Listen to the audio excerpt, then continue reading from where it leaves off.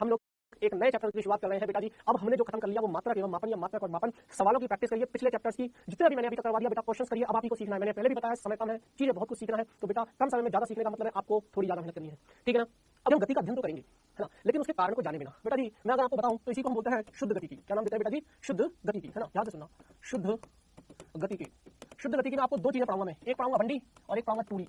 बंडी और टूरी का मतलब समझिए वन डायमेंशनल मोशन, एक द्विमीय गति और द्विविमीय गति। तो इसके अलग अलग नाम है। सरल रेखा में गति बोल दीजिए, शुद्ध गति के नाम से भी जाना जाता है, बंडी नाम से भी जाना जाता है। और शुद्ध गति में मैं शुद्ध गति में सिर्फ बंडी पढ़ाऊंगा। शुद्ध गति में टूरी भी आता है, लेकिन मैं आपको टूरी नहीं पढ़ाऊंगा। अभी सिर्फ बंडी पड़ेगा। तो उसका नया चैप्टर नाम रखेंगे जिसको हम बोलेंगे समतल में गति। तो बेटा जी आज तो हम सिर्फ और सिर्फ बंडी के बारे में बात करेंगे। शुरुआत करेंगे बेटा जी सरल रेखा में गति। शुद्ध गति की अंग्रेजी में बोलते हैं काइनेमेटिक। काइने मतलब होता है काइनेटिक, काइने वाले हैं हम बेसिकली। क्या करने वाले हैं? गति का अध्ययन। लेकिन बेटा गति का अध्ययन है ना, उसके कारण को जाने बिना। जैसे मान लीजिए मैं चल रहा हूँ, ऑब्वियस सी बात है, मेरे चलने का कारण क्या है? बल है। मेरे चलने का कारण क्या है? बल। कैसे है? मैंने धरती को पीछे धकेला तो धरती माता ने मुझे आगे की तरफ धकेला, दैट इज द रीजन, ठीक है। या मुझे किसी ने धक्का दे दिया, फॉर एग्जांपल मुझे किसी ने धक्का दे दिया या मुझे कोई पकड़ के खींच रहा है तो मैं चलने लगूंगा। ये एक कारण है। अगर मैं इस कारण को छोड़ दूं और मैं सिर्फ इसकी गति का अध्ययन करूं, यार इसकी रफ्तार कितनी है, इसका वेग कितना है, अंतिम वेग कितना है, प्रारंभिक वेग कितना है, कितनी दूरी तय करेगा, कितना विस्थापन तय करेगा, क्या त्वरण होगा, क्या मंदन होगा, दैट इज अवमंदन भी बोलते हैं। क्या बोलते हैं? अवमंदन या मंदिर गति, ऋणात्मक त्वरण होता है। इन सभी चीजों के बारे में मुझे बातें करनी है। तो बेटा जी आज हम बात करेंगे स्थिति, पथ लंबाई, विस्थापन। पहला टॉपिक ये पढ़ाऊंगा, दूसरा मैं आपको पढ़ाऊंगा ये औसत वेग, औसत चाल, और तीसरा पढ़ाऊंगा तात्क्षणिक वेग, तात्क्षणिक चाल। तो आइए बेटा जी शुरुआत करते हैं नए चैप्टर की। चैप्टर प्रोग्रेस में सबसे पहले स्थिति, पथ लंबाई को हम दूरी नाम देंगे, मैं सिखा दूंगा, वो डोंट वरी। विस्थापन भी पढ़ेंगे, औसत वेग, औसत चाल के बारे में पढ़ाऊंगा, तात्क्षणिक वेग, तात्क्षणिक चाल पढ़ेंगे। फिर आज हम कहीं पढ़ेंगे, कोशिश करेंगे इतना हो जाए क्योंकि ये भी बहुत ज्यादा है, बहुत ज्यादा है। मतलब सोचो मैं शुरू से ही पहले लेक्चर से खींचने की कोशिश कर रहा हूं चैप्टरों को ताकि वो आगे तक ना खींचे, लेकिन चल ही जाते हैं क्योंकि सवाल आ जाते हैं बीच में बेटा, और सवाल याद करवाने भी जरूरी है बेटा। त्वरण है, एक समान त्वरण से गतिमान वस्तु का शुद्ध गति की समीकरण, है ना। फिर गुरुत्व के अधीन गतियां को पढ़ाई जाएंगी, अपेक्षित वेग आपको पढ़ाया जाएगा, और अभ्यास प्रश्न। तो चलिए बेटा जी शुरू करते हैं। आज हम क्या सीखेंगे? तो बेसिकली आज हम इन तीन चीजों के बारे में बातें करेंगे, है ना। तो सबसे पहले हम बेटा जी स्थिति, पथ लंबाई और विस्थापन। बेटा स्थिति का मतलब है कि देखो तीन अक्ष होती है, छोटा मोटा जान लो फटाफट, बेसिक मैथ में भी सिखाया मैंने आपको, है ना। एक्स वाई जेड अक्ष होती है। हम मैंने बोल दिया कि यार एक कण है ना, मान लीजिए ये एक्स अक्ष है और ये वाई अक्ष है, ठीक है। मैंने बोला कि ये मूल बिंदु है। क्या है ये? मूल बिंदु। तो मैंने बोला कि एक कण है जो यहाँ खड़ा हुआ है x बराबर 2 मीटर पर। तो बताइए कण की स्थिति कितनी है? कण की स्थिति कितनी है? तो तू बोलेगा सर कण की स्थिति है x बराबर 2 metre plus 2 metre. Plus 2 metre का मतलब है कि भैया प्लस x अक्ष की दिशा में 2 मीटर जाइए। या इसको मैं सदिश रूप में ऐसे भी तो लिख सकता हूँ 2 i कैप। 2 मतलब दो परिमाण है, i कैप का मतलब है धनात्मक x अक्ष की दिशा में जाइए। अगर वही कण बेटा जी मेरा पीछे की तरफ खड़ा रहता तो यही, अगर मान लीजिए मैंने बोला कि ये x बराबर -2 मीटर पर है ना, अगर मुझे इसकी स्थिति लिखनी होती तो मैं यही स्थिति कैसे लिखता? -2i का पा। -2i का पा एक्चुअली पता कैसे लिखा जाता है? x बराबर 2 × -i का पा। 2 तो हो गया परिमाण और -i का पा का मतलब हो गया कि ये ऋणात्मक x अक्ष की ओर है मेरे बच्चे। किसकी ओर है? ऋणात्मक x अक्ष की ओर है। तो आपको ये सारी चीजें देखनी आनी चाहिए, सारी चीजें आपको देखनी आनी चाहिए। पहले बता बात समझ में आ रही क्या? पहले बता इतनी बात क्लियर है ना। तो ये बात समझ में आ रही होगी। चलिए बेटा जी अब शुरू करते हैं। तो स्थिति हमने बता दी है, स्थिति के बारे में मैंने आपको बता दिया है ना। मूल बिंदु के सापेक्ष हम बात कर रहे हैं। वैसे स्थिति ऐसा नहीं है, है ना। Selection of the axes are completely arbitrary, है ना। अक्षों का चुनाव पूर्णतः स्वतंत्र होता है। मैं किसी भी अक्ष को, एक्स अक्ष को मैं वाई बोल सकता हूँ, वाई को एक्स बोल सकता हूँ, जेड को एक्स बोल सकता हूँ, मेरी मर्जी, है ना। The selection of the axes are completely arbitrary. तो इस तरीके से स्थिति को हम दिखाने वाले हैं। तो पहला पॉइंट आपको क्लियर हो जाएगा बेटा जी स्थिति। थोड़ा सा फास्ट चलेंगे। स्थिति में कोई दिक्कत है बताओ? स्थिति में कोई दिक्कत है तो बताओ। नहीं, अब स्थिति में कोई दिक्कत नहीं है तो अगली लगाएंगे बेटा जी पथ लंबाई। अब लगाएंगे बेटा जी पथ लंबाई, जिसको हम नाम देते हैं दूरी। अगर कोई मुझसे पूछे कि दूरी क्या है वास्तविकता में, तो मैं तो बेटा जी एक बात बोलूंगा। अरे इससे पहले एक बात बता देता हूँ बेटा जी, हम इस अध्याय में या हम इस चैप्टर में, है ना, अध्याय में जितनी भी वस्तुएं होंगी सभी को कण मानते हुए चलेंगे बेटा जी। इसके पीछे का रीजन है क्यों कण मानूंगा, कण क्यों मानूंगा वो सुनो कहानी, है ना बेटा जी। जैसे मान लीजिए कि एक हवाई जहाज है, वो दिल्ली से बंबई के लिए उड़ा। अब दिल्ली से बंबई की दूरी है बेटा जी लगभग 1500 किलोमीटर। कितनी है? दिल्ली से बंबई की दूरी, ये है तुम्हारा दिल्ली और ये है तुम्हारा मुंबई, इसको हम मुंबई नाम दे देते हैं, है ना, ठीक है। और ये दूरी है 1500 किलोमीटर और 1 किलोमीटर मतलब 1000 मीटर।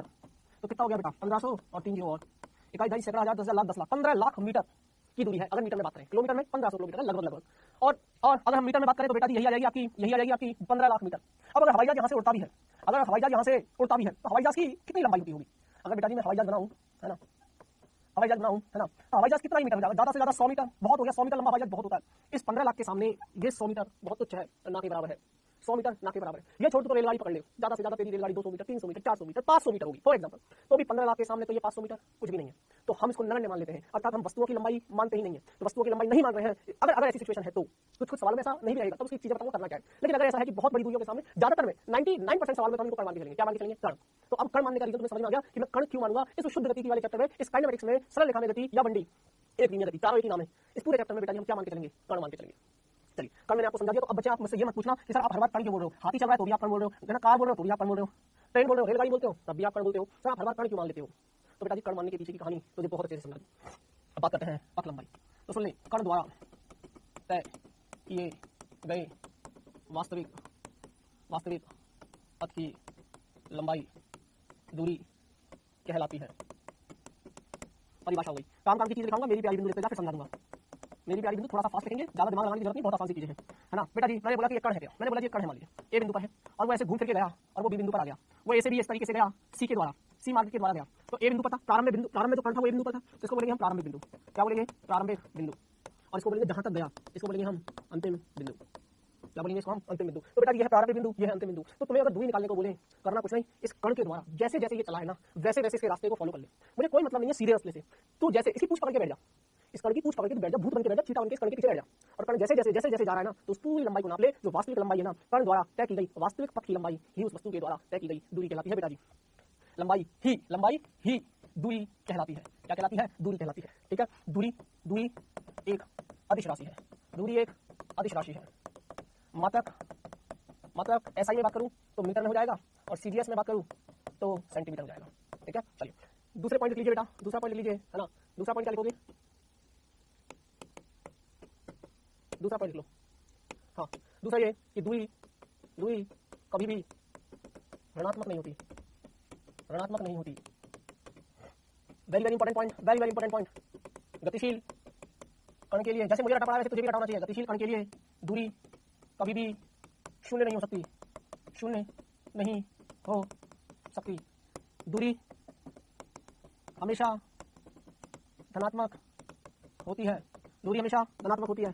दूरी इस बात पर निर्भर करती है कि कण किस रास्ते से होकर गया है।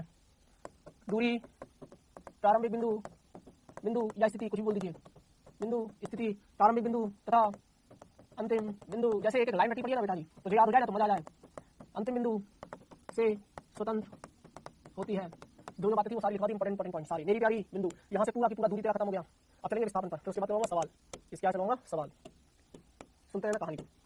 तो बेटा जी अब सुन दूरी के बारे में और कुछ बातें। देखो दूरी एक अदिश राशि है, अदिश राशि अभिलाषी होते हैं जिनमें केवल परिमाण होता है, दिशा नहीं होती। तो इसका दिशा से कोई लेना देना नहीं। सब तो आपने दिशा काहे बना दी? अरे बेटा जी ये दिशा दूरी की नहीं है, ये तो मैं बस ये बताना चाह रहा हूँ कि ये ऐसे ऐसे रास्ते से गया है, इस तरीके से गया है। और दूरी जो होती है ना बेटा जी, ये इस बात पर निर्भर नहीं करती कि पहले कहाँ पे था बाद में कहाँ है। दूरी तो इस बात पर निर्भर करती है कि कण ने कौन सा पथ लिया है, वास्तविक पथ की लंबाई। क्योंकि यार मुझे दूरी निकालनी है तो मुझे वास्तविक पथ की लंबाई चाहिए, और वास्तविक पथ की लंबाई के लिए मुझे इस बात से फर्क पड़ता है कि मेरा कण किस रास्ते जा रहा है। क्लियर है क्या? तो किस रास्ते जा रहा है मुझे इस बात से फर्क पड़ता है। तो आप भी दिमाग में रखोगे कि कण किस रास्ते से होकर गया है, आप निकाल लो। क्लियर है क्या? मात्रा आपको पता ही है, दूरी कभी ऋणात्मक नहीं होती, कभी दूरी ऋणात्मक नहीं होगी। आपने कभी नहीं सुना होगा यार आज तो मैं ना -2 किलोमीटर की यात्रा करके जा रहा हूँ। अबे यार कोई फलानी चीज कितनी दूर है यार, वो -6 किलोमीटर दूर है। और माइनस का क्या मतलब होता है? दूरी कभी ऋणात्मक नहीं होती, दूरी हमेशा धनात्मक होती है। अच्छा, एक इंपॉर्टेंट पॉइंट लिखा रखा है मैंने, क्या? ये गतिशील कण के लिए दूरी कभी शून्य नहीं होती। हाँ, कई किताबों में गलत लिखा रहता है, वहां सीधा सीधा लिख देते दूरी कभी 0 नहीं होती। दूरी कभी गलत है ये पॉइंट।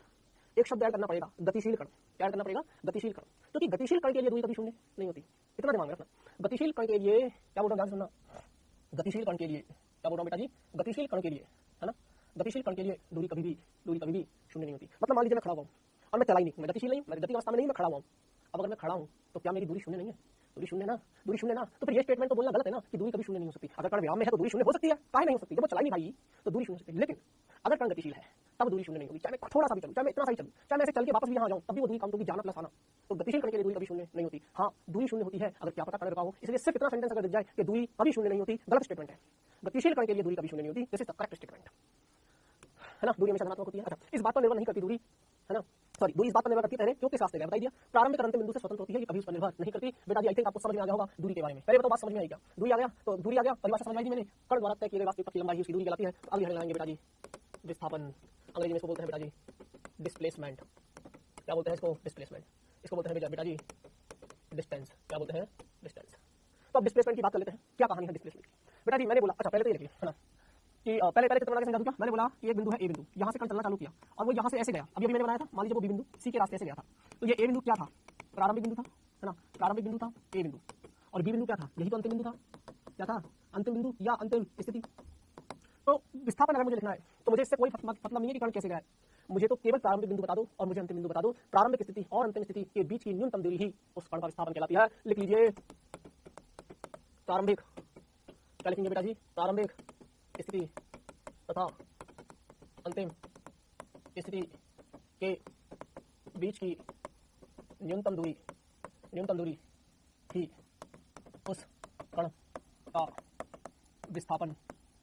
उस कण का विस्थापन कहलाती है। न्यूनतम दूरी हमेशा और हमेशा एक सरल रेखा ही हो, न्यूनतम दूरी हमेशा और हमेशा एक सरल रेखा ही हो सकती है। पहले बता, इतनी बात क्लियर है क्या?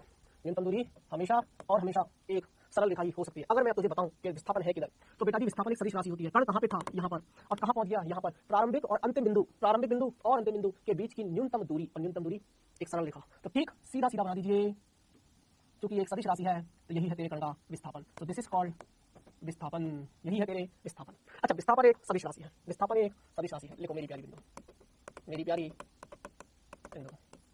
विस्थापन, दूरी अदिश राशि थी, दूरी अदिश राशि है, जबकि विस्थापन एक सदिश राशि है। देखो मैं जी में आया हुआ सवाल करूंगा और तुझे लगेगा भी नहीं, क्योंकि बच्चों को लगता है दूरी विस्थापन तो बहुत आसान है, पर बेटा जी ये दूरी विस्थापन इतनी आसान है नहीं, क्योंकि जब सवाल बनते हैं ना तो वो बहुत खतरनाक सवाल भी बना देते हैं। खैर मैं तुझे करवाऊंगा किस टाइप के वो सवाल बना सकते हैं, है ना?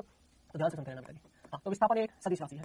मात्रक की बात कर लेते हैं बेटा जी, है ना? इसकी बात कर लेते हैं मात्रक। तो आज भी बेटा जी अगर मात्रक की बात करें तो ऐसा सिस्टम में आज भी मीटर ही रहेगा, सीजीएस सिस्टम में आज भी सेंटीमीटर ही रहेगा, है ना? दूरी देखो, दूरी कभी ऋणात्मक नहीं हो सकती, जबकि विस्थापन ऋणात्मक, एक ही क्रम सारा, धनात्मक तथा शून्य, कुछ भी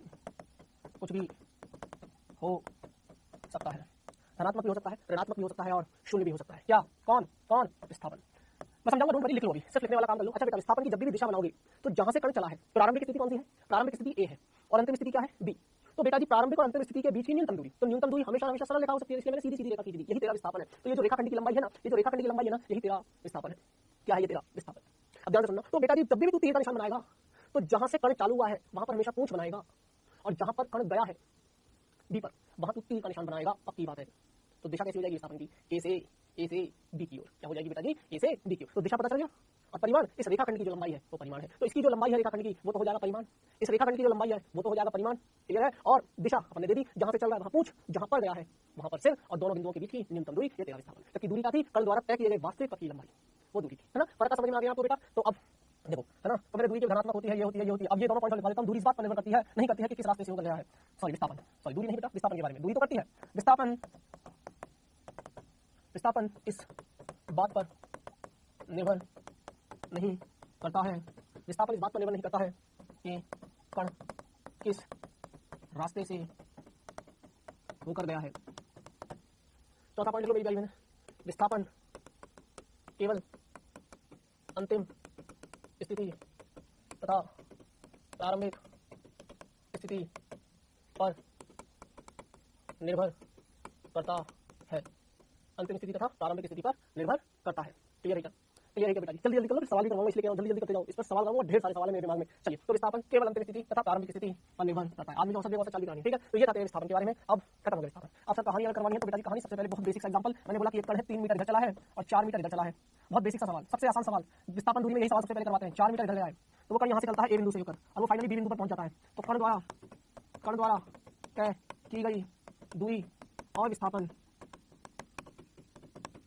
कण द्वारा तय की गई दूरी और विस्थापन, तो सीधी सी बात है सर, दूरी तो सीधी आ गई। दूरी क्या है? वास्तविक पथ की लंबाई। तो वास्तविक पथ की लंबाई मतलब पूंछ पकड़ लो इसकी, कण की पूंछ पकड़ लो, चीटा बन के, भूत बन के, जैसे भी मन हो वैसे बन के उसके ऊपर बैठ जाओ। उसको पता नहीं चलना चाहिए कि तुम उसके ऊपर बैठे हो, और चुपचाप से अपना काम करके निकल जाओ, लाइक अ स्पाई, जासूस। ठीक है? तो भैया जी उसको पता नहीं चलना चाहिए, पूंछ पकड़ के या उसकी उस पर भूत बन के बैठ जाओ, और अब उसकी लंबाई को देखते हो। अच्छा 3 चला और 4 चला, मुझे आप खबर दे देना। अरे सर जी इसकी दूरी तो 3 + 4 7 मीटर है। मैंने कहा अच्छा बहुत समझदार बन रहे हो बेटा। मैंने बोला चलो विस्थापन बता देते हैं। गुरुजी विस्थापन तो बहुत आसान है। प्रारंभिक स्थिति कहाँ है? मैंने कहा ए पर, और अंतिम स्थिति कहाँ है? मैंने कहा बी पर। सर विस्थापन कैसे निकालेंगे? प्रारंभिक और अंतिम बिंदु के बीच की न्यूनतम दूरी एक सरल रेखा हो सकती है। जहां से चला है वहां पर पूंछ आएगी, और जहां पर गया है वहां सिर आएगी। अरे बेटा जी ये तो पाइथागोरस है। √3 का स्क्वायर + 4 का स्क्वायर, आंसर आ जाएगा 5 मीटर। तो बेटा जी विस्थापन आ जाएगा 5 मीटर। अब बहुत सारे बच्चों को तब यही टेंशन होगी, अरे सर ये 5 काहे लिख दिया? कैसे लिख दिया ये 5? 3 का स्क्वायर 4 का स्क्वायर 5 कैसे होता है सर जी? कैसे? तो बेटा जी 3 का स्क्वायर 9, 4 का स्क्वायर 16, 16 + 9 25, √25 5। इतनी बुद्धि लगा लिया, जेईई की तैयारी कर लो। चलिए आगे। चलो एक सवाल खत्म हो गया, तो अगला एक सवाल करवाता हूं। बढ़िया सवाल है, शानदार सवाल है, दिल खुश हो जाएगा तुम्हारा भी और मेरा भी, है ना? आईआईटी का सवाल है। सवाल क्या है? ध्यान से सुनना, बहुत बढ़िया सवाल है और होगा नहीं तुमसे। सुनो, पूछ लेना तुम। मैंने बोला कि ये सड़क है, एक सड़क है, इस पर एक पहिया है। क्या है? एक पहिया है। त्रिज्या देती है इसकी 8 मीटर। क्या देती है? त्रिज्या 8 मीटर। एक पहिया है, चक्कर पहिया बोल दीजिए, या एक चूड़ी टाइप का कुछ वलय है, जो भी बोलना है, रिंग है, चूड़ी है, जो भी बोलना चाहे बोल सकते हो। ये इसका केंद्र है। हुआ क्या ना, इस पहिए के नीचे एक कीड़ा, इस पहिए के नीचे एक कीड़ा आके दब गया और वो मर गया। ये क्या है? कीड़ा आके दब के मर गया और इसी पे चिपक गया। सुनो, दब गया, दबकर मर गया और पहिए पर चिपक गया। पहिए पर चिपक गया। कभी मच्छर मारा है आपके हाथ में? मच्छर चिपक जाता है। ऐसे ही पहिए के नीचे वो कीड़ा आया, कीड़ा दब के मर गया और उसी पहिए पर चिपक गया, सड़क पे नहीं चिपका है, पहिए पर चिपक गया। अब तूने क्या किया, इसको घुमा दिया ओमेगा, तूने इस पहिए को घुमा दिया, जैसे बचपन में टायर घुमाते थे, तुमने घुमाया कभी टायर साइकिल के डंडा लेके एकदम ऐसे, तो तुमने टायर घुमाया, आधा चक्कर घुमाया, कितना घुमाया मेरे बच्चे, आधा चक्कर, सवाल है शॉर्ट में समझा रहा हूँ लेकिन समझा देसी भाषा में, आधा चक्कर घुमाया, तो ऑब्वियस बात है इसकी त्रिज्या में तो कोई फर्क नहीं आएगा, त्रिज्या तो आज भी आ रही रहेगी, ये वही है। लेकिन ये कीड़ा जो है ना बेटा, आधे चक्कर के बाद ये कीड़ा यहाँ पहुंच जाएगा, ये कीड़ा यहाँ पहुंच जाएगा, ये इसका ए बिंदु नाम लेते हैं, ये इसकी बी बिंदु नाम लेते हैं, कीड़ा यहाँ पहुंच गया, मैंने बोला यहाँ पहुंच गया, तो मुझे पूछना ये है, मुझे ये पूछना ये है, कीड़े का विस्थापन, कीड़े का विस्थापन ज्ञात करो, कीड़े का विस्थापन ज्ञात करो। चालू हो जाओ बेटा, चालू हो जाओ। सवाल समझ में आ गया हो तो शुरू करते हैं बेटा, कहानी को यहीं पर हल करवाऊंगा, ज्यादा दिमाग लगाने की जरूरत नहीं है, थोड़ा फास्ट चल रहा हूं मैं, दवाई चल रहा हूं। अच्छा बेटा, ऑप्शन कैसे दे रखी थी, अगर मैं ए ऑप्शन की बात करूं तो 2r, बी ऑप्शन की बात करूं पाई r, सी ऑप्शन की बात करूं under root r square plus pi square, और D option r under root pi square plus 4। चलिए सॉल्व करने की कोशिश करिए। तो बेटा जी सुन ले, कहानी सुन ले। बच्चे तक क्या समझ लेते हैं, सर आंसर तो सीधा सीधा आ गया, मैंने कहा क्या सर 2r, हाँ देखो ना सर, यहाँ पे था, यहाँ पहुंच गया, तो विस्थापन पूछा है, न्यूनतम दूरी तो सर एक सरल रेखा हो सकती है, और सरल रेखा अगर हम इसका सरल रेखा बनाए तो सर जी ये तो व्यास है, तेरे जा है तो व्यास 2r है, सर जी आंसर आ गया डायरेक्ट 2r। अब तुम्हें माइनस मिल जाएगा, तूने कॉन्सेप्ट सीखा ही नहीं मुझसे, तूने तो ऊपर का सीख लिया, तूने गहरा अर्थ तो जाना ही नहीं। विस्थापन मतलब प्रारंभिक और अंतिम बिंदु के बीच की न्यूनतम दूरी, तो सर वही तो क्या है, प्रारंभ में यहाँ पे था, प्रारंभ में वो यहाँ था, ये दूरी है तेरी विस्थापन। बच्चे गलती कर बैठते, बच्चे सोचते यहाँ था यहाँ पहुंच गया, ये दूरी यहाँ पे था यहाँ पहुंच गया विस्थापन 2r, बच्चे इतनी गलती कर बैठते, यहाँ पे था यहाँ पहुंच गया, आधे चक्कर में तो जैसे पहुंच जाएगा, अरे सर विस्थापन तो जाएगा, करना तकलीफ हो रही है ना बेटा जी। तो विस्थापन जो है ना बेटा जी, ये है तेरा, दिस इज कॉल्ड विस्थापन। पहले बता बात समझ में आई क्या। अब बेटा जी ये तुझे पता है ये कितना है 2r, सर ये पता चल जाए तो मैं तो पाइथागोरस लगा के मेरा आंसर निकाल लूंगा। बेटा जी ये कितना है, जब ये पहिया घूमेगा तो यार ये आधा चक्कर ही तो घूमेगा, परिधि के हिसाब से तो चल रहा है, अरे ऐसे पहिया है तो ऐसे तो घूम रहा है, तो परिधि के हिसाब से तो अब आधा चक्कर चला, पूरी परिधि 2 पाई r, तो आधी परिधि पाई r, तो पाई r दूरी क्या करेगा, आंसर ये आ गया सर, ये 2r है, ये पाई r है। बात समझ में आनी चाहिए बेटा, बात समझ में आनी चाहिए बेटा। तो ये क्या हो जाएगा, पाई r का स्क्वायर प्लस 2r का स्क्वायर, यही है तेरा विस्थापन। विस्थापन का आंसर बता सकता है, यहाँ था तेरा प्रारंभिक बिंदु कीड़ा और यहाँ है तेरा अंतिम बिंदु। सवाल अच्छा है, देखने में बहुत आसान लगता है क्योंकि मैंने करवा दिया। तो बेटा जी आंसर आ जाएगा pi square r square plus 4r square, r square common लेगा, बाहर आएगा r बचेगा, और अंदर में पाई स्क्वायर प्लस 4, आंसर आ गया। सवाल समझ में आना चाहिए, बोलो यार। एक सवाल और करवा दो दूरी विस्थापन से। तीसरा सवाल, एक मक्खी पति क्या है, सुन ले कहानी, सुन ले मक्खी की। पहले वो देसी भाषा में लिखा है, अपन को देसी स्टाइल में आता है, सीधी सी बात है, अपन प्रॉपर तरीके से क्वेश्चन बनाए, अपन को नहीं आता वो लिखना। हाँ ज्यादा से ज्यादा लिखा हुआ होगा तो मैं इसको छाप के ले आऊंगा, लेकिन अगर नहीं है दिमाग में क्वेश्चन बन रहा है तो बेटा देसी स्टाइल में बनेगा वो। पहले वो 200 मीटर नहीं, पहले वो 20 मीटर है ना, पूर्व दिशा में जाती है, फिर 20 मीटर उत्तर दिशा में तथा फिर 20 मीटर वो ऊर्ध्वाधर ऊपर की ओर जाती है, तो मक्खी के द्वारा तय दूरी तथा विस्थापन। सवाल को हल करिए, शुरू हो जाओ यार, प्रैक्टिस चल रही है प्योर। फंडामेंटल्स बोलते हैं बेसिक्स नेवर चेंज है ना, बेसिक्स होते हैं वो कभी चेंज नहीं होते। फंडामेंटल्स को कभी नहीं भूलना है। फंडामेंटल ये बोलता है दूरी के बारे में, तो फंडामेंटल तो ये बोलता है दूरी के बारे में कि जो वास्तविक पथ की लंबाई है ना वही तेरी दूरी है, और विस्थापन के बारे में ये बोलता है कि प्रारंभिक और अंतिम बिंदु के बीच की न्यूनतम दूरी। तो जैसे तैसे प्रारंभिक स्थिति पता कर ले और जैसे तैसे अंतिम स्थिति पता कर ले, उन दोनों के बीच की न्यूनतम दूरी तेरी क्या कहलाएगी, विस्थापन। लेकिन दूरी के केस में थोड़ा सा टफ पड़ जाता है मामला, जब मैं समीकरण दूंगा तो दूरी निकालना थोड़ा भारी पड़ जाता है। सर कैसी बातें कर रहे हैं, दूरी तो आसान पड़ता है, विस्थापन ना। बच्चे बहुत उल्टा होते हैं, विस्थापन तो बहुत आसान है, हालत जो खराब पड़ेगा वो करेगा तुम्हारी दूरी, तुम्हें पता नहीं चलता दूरी के बारे में। मैं समझाऊंगा सवालों के थ्रू। क्या अभी सवाल वो करते हैं, अगर बेटा जी मैं दूरी मैं उत्तर पूरा पश्चिम दिशा मानूं, अब पूरा पश्चिम सब पता है तुम्हें, पूरा पश्चिम जैसे मैंने बना रखा था, अगर मैं अभी के लिए ऐसे मान लूं ये तुम्हारी उत्तर है और ये तुम्हारी दक्षिण दिशा है, ठीक है, तो ये हो जाएगी पूरा पश्चिम उत्तर दक्षिण। अब ध्यान से सुनना बेटा, पूरा पश्चिम उत्तर दक्षिण, ध्यान से सुनना। एक मक्खी यहाँ से चली मान लेते हैं वो बिंदु से, पहले वो 20 मीटर कहाँ चलती है, पूर्व दिशा में। पूर्व दिशा कहाँ बना रखी तुमने, इधर, तो पहले वो 20 मीटर इधर चलती है, ध्यान से सुनते जाना। अब वो उत्तर दिशा में चलती है, फिर वो 20 मीटर उत्तर दिशा में चलती है, फिर वो 20 मीटर उत्तर दिशा में चलती है, उत्तर दिशा ऊपर। अब फिर उसके बाद वो 20 मीटर ऊर्ध्वाधर ऊपर। तो बच्चे गलती क्या करते हैं, 20 मीटर ऊर्ध्वाधर ऊपर का मतलब और 20 मीटर इधर बना देते हैं। पागल हो क्या, अगर यही 20 मीटर बोलना होता तो मैं ऊर्ध्वाधर ऊपर क्यों बोलता, मैं फिर बोल ही देता ना सीधा 40 मीटर उत्तर में जाती है। तू सोच के देख बच्चे, शब्दों का खेल है मेरे बच्चे, दिक्कत आ जाएगी। बहुत काम की चीज है, बहुत ध्यान से पढ़ना तुझे सवाल। 20 मीटर पूरा में गया, 20 मीटर उत्तर में गया, तो 20 मीटर ऊर्ध्वाधर ऊपर का मतलब है अब वो बाहर आ गया। बेसिकली देखा जाए तो एक्स अक्ष पे गया, वाई अक्ष पे गया, अब वो जेड अक्ष पे आ गया। प्लीज बेसिकली ए बच्चे 20 मीटर इधर गया, 20 इधर गया, तो ये एक्स अक्ष मान ली, ये वाई अक्ष मान लिया, तो 20 ऊर्ध्वाधर इधर आया है, ऊपर नहीं गया। ऊर्ध्वाधर ऊपर शब्द इसमें खतरनाक शब्द है, बच्चे गलती कर बैठे। ऊर्ध्वाधर ऊपर का मतलब वो और 20 मीटर और ऊपर जोड़ देते हैं। 20 मीटर ऊर्ध्वाधर का मतलब वो यहाँ आया है, उसको दिखाने के लिए मैं यहाँ 20 मीटर इधर बना रहा हूँ, लेकिन ये 20 मीटर इधर नहीं है, ये बाहर है। कहाँ है ये, बाहर है, तल के बोर्ड के बाहर है। तो बेटा जी विस्थापन कितना आ जाएगा? सोच के देख, अगर ये दो चीज होती एक्स अक्ष और वाई अक्ष पे, हम कैसे लिखते हैं विस्थापन? Under root x square plus y square. अब तो जेड भी आ गया ना, तो विस्थापन हमेशा याद रखना जब भी इस प्रकार से गति कर रहा हूं कि एक्स में भी गति करे, वाई में भी गति करे, जेड में भी गति करे, तो बेटा जी x square plus y square plus z square. इस तरीके के सवाल एससी वर्मा में बहुत मिल जाएंगे तुम्हें। सवालों को करना, ये सवाल बेटा इसी पैटर्न में एससी वर्मा में दिया हुआ है। एससी वर्मा का सवाल है इसी पैटर्न का। एक्स का मान आ जाएगा बेटा जी 20 का स्क्वायर प्लस 20 का स्क्वायर प्लस 20 का स्क्वायर, तो विस्थापन आ जाएगा बेटा जी 20√3 मीटर। मैं कैलकुलेशन करने में समय बर्बाद नहीं करूंगा, वो तुझे आनी चाहिए। क्लियर है क्या मामला? सेट है क्या पूरा पिक्चर? सेट है क्या? अरे बोलो बेटा, अरे बोलो यार, कोई तकलीफ? पहले बता ये कहाँ है, ये कहाँ है? बाहर है, ऐसे लिख ले, तल के लंबवत बाहर की ओर, बाहर की ओर, या ऐसे भी लिख ले जेड अक्ष की दिशा में। जो लिखना चाहे लिख ले, ये तेरे लिए एक हिंट है। क्लियर है क्या? तो विस्थापन क्या हो जाएगी? देख, अगर तुझे मैं थोड़ा सा फील करवाऊं कैसे चली, और फिर वो 20 मीटर ऐसे आई, तो वो वास्तव में कहाँ है? हवा में। तो अंतिम बिंदु कहाँ है? हवा में। प्रारंभिक बिंदु कहाँ है? मूल बिंदु। अंतिम बिंदु और प्रारंभिक बिंदु के बीच न्यूनतम दूरी है विकर्ण। ये कैसे निकालेगा? एक्स का स्क्वायर, वाई का स्क्वायर, जेड का स्क्वायर, अंडर रूट लगा देना, तेरा आंसर आ जाएगा। इतनी समझदारी तुम्हारे अंदर होगी बेटा जी, होप उम्मीद करते हैं। चलो आगे चलते हैं बेटा जी। हेडिंग लाएंगे औसत वेग, औसत चाल, तात्क्षणिक वेग, तात्क्षणिक चाल, average velocity and average speed. सवाल वाला डोंट वरी, बहुत सारे सवाल करवाने दूरी विस्थापन, तो पहले टॉपिक खत्म करते हैं। समझ नहीं है परिभाषाओं में ज्यादा समय दूंगा नहीं, चाल पढ़ लो पहले, पढ़ लो फटाफट से खत्म कर लो, ज्यादा समय लगाना नहीं है। इकाई समय में कण वाला दूरी चाल कहलाती है। क्या बोल दीजिए? दूरी में परिवर्तन, समय के साथ दूरी में परिवर्तन क्या कहलाती है? चाल कहलाती है। चाल बराबर होता है दूरी बटे समय। सूत्र है, दिमाग में रखना, कोई दिमाग लगाने की जरूरत नहीं है। जैसा बताऊं वैसा रट डाल, जैसा बताऊं वैसा रट डाल। अब बच्चों को ये सूत्र याद नहीं होता, बच्चों को ये सूत्र याद नहीं होता। अपन ने देसी जुगाड़ बना रखा है, अपने देसी जुगाड़ बना रखा है। अपने क्या देसी जुगाड़ बना रखा है? देसी जुगाड़ बना रखा है। अपने बना रखा है त्रिभुज, इधर लिख दो डी, इधर लिख दो एस, इधर लिख दो टी। डी मतलब डिस्टेंस, और डिस्टेंस को हिंदी में बोलते हैं दूरी। एस मतलब स्पीड, स्पीड को बोलते हैं चाल, और टी मतलब टाइम, टाइम को बोलते हैं समय। और डीएसटी अपन ने बना रखा है दृष्टि सूत्र। कौन सा सूत्र? दृष्टि सूत्र। किताबों में दृष्टि नाम से कहीं नहीं मिलेगा, मैं फिर बता रहा हूँ, कई किताबों में खोजने लग जाओ है, सर ने तो दृष्टि सूत्र पढ़ाया है, चलिए दृष्टि को खोजिए। तो बच्चे किताबों में दृष्टि नाम से खोजने लग जाते हैं, जब उन्हें नहीं मिलता तो आके नहीं क्या बोलते, सर ने तो हमें ऐसा कोई सूत्र नहीं पढ़ाया, सॉरी सर ने तो हमें ऐसा सूत्र पढ़ाया जो किताब में नहीं है। मैं फिर बताऊँ, ये मेरा जुगाड़। अब तुझे जो निकालना है उसको रख ले, जो चाहिए तुझे पता है। दूरी बराबर, तो जैसे चाल बराबर, तो चाल को रख ले, चाल को रख ले, चाल ये ना, चाल बराबर दूरी बटे समय, तो चाल को रख ले। दूरी ऊपर है, समय नीचे, मतलब बटे में होगा, दूरी बटे समय। तुझे दूरी चाहिए, चाल इंटू समय, गुना में बगल बगल में तो गुना है। अबे बेटा जी, अबे दूरी बराबर चाल गुना समय, तो दूरी को रख ले, जो निकालना है उसको रख ले, चाल गुना समय।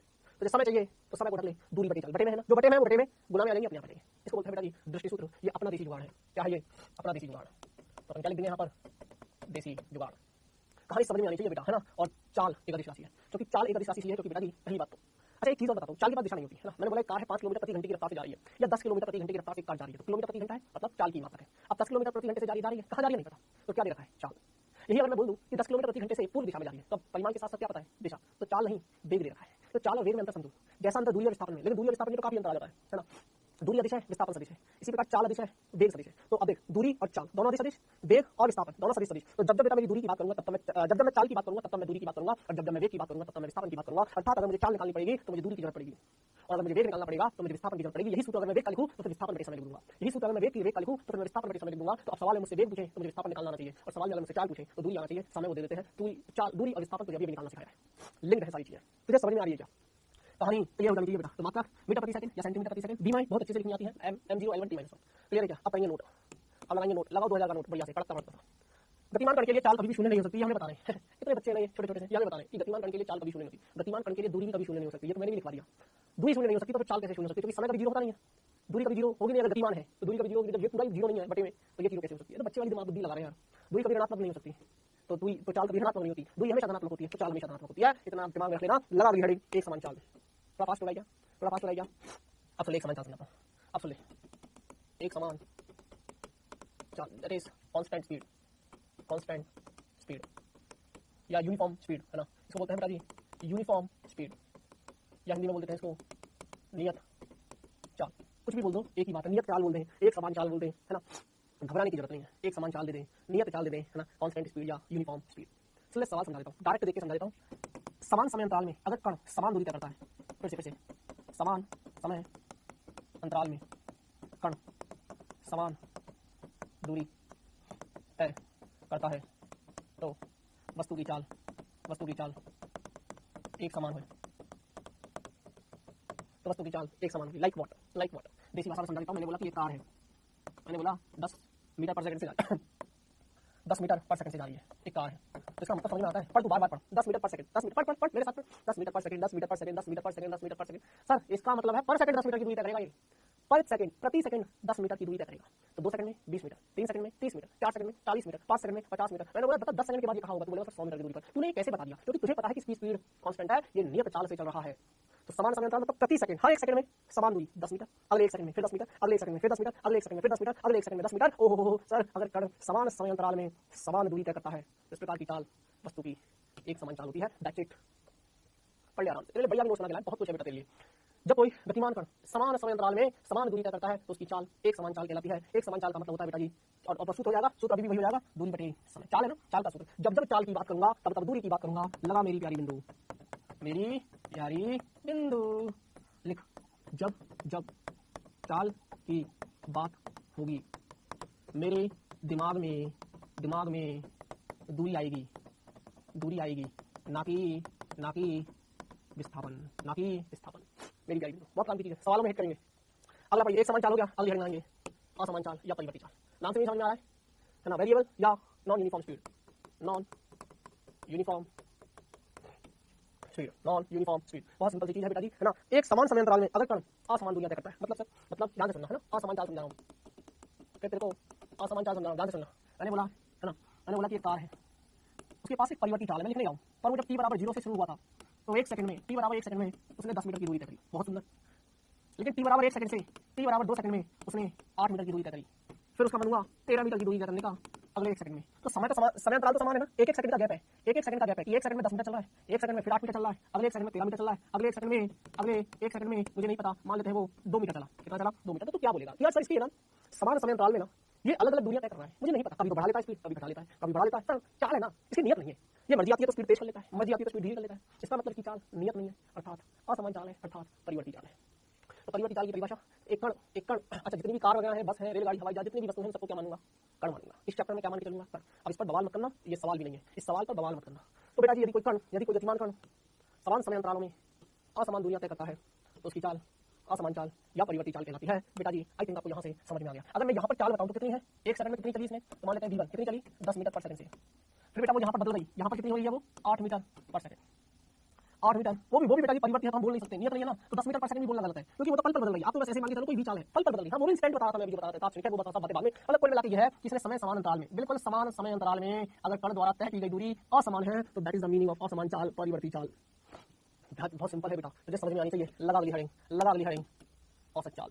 थोड़ा तेज हो रहा है सर, थोड़ा तेज हो रहा है, लेकिन ठीक है बेटा जी, करना पड़ेगा। अब सुनो, अब यहाँ से ध्यान से सुनना। तेरे को औसत चाल देसी भाषा में सिखा दूंगा, देसी भाषा में। आजा, लगा हेडिंग औसत चाल। एवरेज स्पीड, मैंने बोला, ध्यान से सुनना, मैंने बोला ये दिल्ली है और ये कोटा है। ए सुन ले, मैंने बोला ये दिल्ली है, ये कोटा है, और दोनों के बीच में 500 किलोमीटर की दूरी है। मान लेते हैं लगभग दोनों के बीच में 500 किलोमीटर की दूरी है। ठीक है साहब। तेरा दोस्त, तूने बोला कि यार, तेरे दोस्त से बोला यार भाई मुझसे मिलने आ जा। तेरा वो दोस्त बोला ठीक है मैं आपको जाऊंगा। मैंने कहा ठीक है आ जा। तो वो भाई साहब निकल गए तुझसे मिलने के लिए। अब वो जब निकले तो वो दिन के 12 बजे निकले, 12 PM पर, दोपहर। और वो रात 10 बजे, तक, सेम दिन, है ना, रात 10 बजे तेरे पास पहुंच गया। तो कितने घंटे लिए? अगर इसी बात में सुन ले, कितने घंटे लिए? तो तू बोलेगा सर 10 घंटे लिए। दोपहर में 12 बजे चला, 10 बजे पहुंच गया एग्जैक्ट तेरे पास, तो भैया 10 घंटे लिए। तो तू अंदाजा लगाएगा कि यार दिल्ली से कोटा की दूरी है 500 किलोमीटर। ठीक है, 10 घंटे का इसने समय लिया, मतलब इसने हर घंटे 50 किलोमीटर की दूरी तय करी होगी। 10 घंटे 500 किलोमीटर, तो हर एक घंटे में 50 किलोमीटर। जरूर इसकी चाल 50 किलोमीटर प्रति घंटे रही होगी, ऐसा तू सोचता है। और ये जो तूने सोचा, यही तेरी औसत है। तूने क्या किया है? औसत निकाल लिया। लेकिन वास्तविकता में क्या ये सच्चाई रही होगी? क्या वास्तविकता में तेरा दोस्त क्या 50 किलोमीटर प्रति घंटे की चाल से लगातार 10 घंटे तक चला रहा होगा? नहीं सर, बीच में कभी ब्रेक आया होगा, उसने स्पीड कम की होगी। सर उसने स्पीड खाली रोड होगा तो उसने तेजी से भी भगाया होगा, उसको भूख नहीं लगी होगी, उसने रोका भी होगा ढाबे पे, बेटा जी ट्रैफिक भी जाम हुआ होगा, उसने कभी 120 किलोमीटर प्रति घंटे की रफ्तार से गाड़ी को भगाया होगा खाली रोड में, तो कभी 20 किलोमीटर प्रति घंटे से। वास्तविकता यह है कि उसने अपने पूरे रास्ते ना जाने कितनी बार अपनी स्पीड को कम किया होगा, कितनी बार अपनी स्पीड को ज्यादा किया होगा। पल तो हम नहीं निकाल सकते, तो हमने एक औसत निकाल लिया। क्या भैया इतनी तो दूरी है, इतना समय है, निकाल दे औसत चाल। क्या? कस्तूर द्वारा तय की गई कुल दूरी बटे लिया गया कुल समय। देसी भाषा में समझा दिया मैंने, मुझसे इससे ज्यादा नहीं समझाया जाएगा। फिर बता रहा हूँ, मैंने बहुत देसी भाषा में समझाया बेटा। वस्तु द्वारा तय की गई कुल दूरी बड़े दूरी तय करने में लिया गया कुल समय, बटे तय करने में लिया गया कुल समय। क्लियर है क्या? तो यह आ जाएगा बेटा जी बी एवरेज। कितना जाएगा? Delta s by delta t. खत्म हो गई बेटा कहानी। तो कितनी निकालेगा? औसत चाल अगर तुझे यहाँ पर चाहिए, दैट इज बी एवरेज। देखो बी मतलब स्पीड, बी से दिखाते हैं ना, एबीजी मतलब एवरेज, शॉर्ट में है ना। वो कितनी हो जाएगी सर? तय दूरी 500 बटे लिया गया समय 10। ये किलोमीटर में है, ये घंटे में है। ओहो सर, ये तो हो जाएगी 50 किलोमीटर प्रति घंटे की रफ्तार है। ये औसत निकाली है। क्या वास्तविकता में ये सच्चाई यही होगी? नहीं। तुमने जो 50 किलोमीटर प्रति घंटा निकाला यही है बेटा जी औसत चाल। कहानी बहुत सिंपल है, समझ में आनी चाहिए बेटा। तो मैंने तुझे क्या क्या पढ़ा दिया? हम बेसिकली बेटा जी चाल पढ़ रहे हैं। चाल में मैंने आपको 3 चीजें पढ़ा दी। अब टॉपिक सिखाऊंगा, फटाफट सुन ले। मैंने आपको चाल में 3 चीजें पढ़ा दी बेसिकली। क्या क्या? पहले तो चाल बता दिया, दूरी में परिवर्तन की दर समय के सापेक्ष। दूरी में परिवर्तन की दर समय के सापेक्ष क्या कहलाती है? चाल। चाल का एक इन जनरल फॉर्मूला मैंने तुझे बता दिया। जैसे मुझे बताना टिप टिप टू टिप, ऐसे उंगलियों पे गिना हुआ है मैंने, तुझे भी गिना हुआ होना चाहिए। चाल बराबर ना दूरी बटे समय। क्लियर? सूत्र दृष्टि है अपने पास, दृष्टि डालो दृष्टि पर। अब मुझे आया सबसे पहले कि इसमें भी ना वैरायटी है। एक समान चाल, एक समान नाम से बिल्कुल एक जैसी चाल, मतलब नियत चाल। मतलब समान समय अंतराल में अगर कण समान दूरी तय करता होगा तो इसका मतलब है कि कण की चाल एक समान चाल है। उसी को हमने नाम दिया है बेटा नियत चाल, उसी को नाम दिया है हमने परिवर्ती चाल। क्या नाम दिया है बेटा जी उसको? परिवर्ती चाल। पहले बता इतनी बात क्लियर है, तो दैट इज एक समान चाल। क्लियर है? अरे बोल दे बेटा। ठीक है सर। अब सुन कहानी। फिर हमने पढ़ा बेटा जी असमान चाल, एक समान चाल नियत बोल दिया। अब हमने पढ़ा फिर असमान चाल, परिवर्ती चाल। समान समय अंतराल में अगर कण तेरी अलग अलग दूरियां तय करता है, अलग अलग दूरियां तय कर रहा है, तो तू बोलेगा कि यार इतने समय में इतनी दूरी तय करी, फिर इतने समय में 1 सेकंड में। ये सारे समय अंतराल कितने सेकंड के हैं? 1-1 सेकंड के समय अंतराल है सारे। सर क्यों झूठ बोल रहे हो? तो 2 सेकंड तो ये अंतराल तो एक ही हुआ। 1 से लेके 2 सेकंड तो समय अंतराल तो 1 सेकंड। हाँ, स्टार्टिंग से 2 सेकंड है, स्टार्टिंग से शुरू से 2 सेकंड हुआ है, लेकिन समय अंतराल तो तेरा अभी भी 1 सेकंड है। ओरे भाई कंफ्यूज मत होना, अभी भी 1 सेकंड है, अभी भी 1 सेकंड है। ठीक है? तो अलग अलग दूरियां तय कर रहा है, तो भैया जी यही है तेरी असमान चाल, नॉन यूनिफॉर्म स्पीड। फिर हमने एवरेज स्पीड निकाली, एक उदाहरण से समझाया, एग्जांपल से समझा दिया। ठीक है? बहुत जल्दी समझ में आ जाएगा कि भैया तेरा दोस्त दिल्ली से कोटा 500 किलोमीटर की दूरी तय करके आया 10 घंटे में। तो तूने अंदाजा लगाया यार 500 किलोमीटर की दूरी 10 घंटे में जरूर 50 किलोमीटर प्रति घंटे की रफ्तार रही होगी, तो तूने औसत लिया है। लेकिन उससे पूछ जो चलाते आया गाड़ी को, क्या वास्तविकता में उसकी गाड़ी की रफ्तार 50 रही पूरे 10 घंटे? ना, पूरे 10 घंटे उसकी गाड़ी की रफ्तार 50 हो ही नहीं सकती। कभी रुका होगा, कभी चला होगा, कभी मन भी हुआ होगा, भाई थकी तो गया होगा, रुके 0 भी की होगी। तूने क्या निकाल लिया? तूने सबका औसत निकाल लिया और औसत आई गई 50 किलोमीटर प्रति घंटे। कहानी की शुरुआत अगली क्लास से बेटा जी यहाँ से करूंगा, लेकिन मैं इन सबको आपको होमवर्क में दे रहा हूँ। इनको जस्ट रीड करके आना। क्या करके आना बेटा जी? रीड करके आना। ठीक है? और तात्कालिक चाल हम शुरू करेंगे अगली क्लास से। ठीक है? तो बेटा जी ये सब पढ़ के आना, इसलिए मैं कुछ भी नहीं बताऊंगा, ये आपको दे दूंगा मैं, ताकि आप एक बार पढ़ लो, मेरी भी स्पीड बढ़ जाएगी। अब करेंगे बेटा जी सवाल। प्रश्न नंबर पहला होमवर्क लिखते जाओ होमवर्क। प्रश्न नंबर दूसरा लिखते जाओ होमवर्क, करो प्रैक्टिस जितनी कर सकते हो, सारे सवाल डिस्कस करूंगा। प्रश्न नंबर तीसरा लिखो होमवर्क। प्रश्न नंबर चौथा लगाओ होमवर्क। प्रश्न नंबर 5वां, प्रश्न नंबर 6, सारे सवाल करिए बैठ के, पढ़िए पूरा ध्यान से। और बेटा थोड़ी मेहनत तो आपको भी करनी है। देखो थोड़ी मेहनत तो आपको भी करनी है। सारे सवालों को पढ़ लोगे, प्रैक्टिस कर लोगे, तो अगली क्लास में फटाफट निपटा दूंगा 15 से 20 मिनट में, वरना पौन घंटा ले जाएगा ये सवाल। और ये सवाल है बहुत बढ़िया सवाल। प्रश्न number 7 and that is homework good problem. क्या है ये? Good problem. आराम से करना सवाल। ये सवाल लगेगा टाइम, इसमें समझाऊंगा, लेकिन है आसान और बुद्धि का दूरी विस्थापन का सवाल है। बेसिकली दूरी विस्थापन का सवाल है, लेकिन कॉमन सेंस लगेगी। खैर अब तक है बेटा जी होमवर्क क्विज पे समय हो चला क्विज का। तो क्विज का पहला सवाल तेरे सामने ये रहा। परिमाण तथा दिशा या परिमाण और दिशा में नियत बल के प्रभाव में गति करते हुए कण का पथ होगा। नियत बल लग रहा है, परिमाण भी है, नियत है, दिशा भी नियत है, मतलब बल नियत है। ट्रेन की गति और सीधे रेल मार्ग पर दौड़ती ट्रेन की गति। क्योंकि बल नियत है और बल नियत है, इसका मतलब है बेटा जी वो कण सीधा सीधा चलता रहेगा, क्योंकि बल के पास क्या है? दिशा और परिमाण। ना ही तो तूने इसका परिमाण बदला, ना ही इसका तूने दिशा बदली, सीधी सी बात है बेटा, सरल रेखा में चलता रहेगा। कौन सी गति है? पृथ्वी पर चलता हुआ हवाई जहाज नहीं है, सूर्य के चारों ओर घूमते नहीं है, ये नहीं है बेटा। सीधे रेल मार्ग पर दौड़ते ट्रेन की गति। बेटा एक ट्रेन है तेरे पास, एक ट्रेन है तेरे पास, सीधे रेल मार्ग पर दौड़ रही है, सीधे रेल मार्ग पर दौड़ रही है, तो दौड़ रही है। तो बोल नहीं सकता क्या? तू बोल नहीं सकता क्या? अरे सर ये तो एक विमीय गति का उदाहरण है, बिल्कुल सीधा चल रहा है, सरल रेखा में गति है। चलिए तो ये सीखा।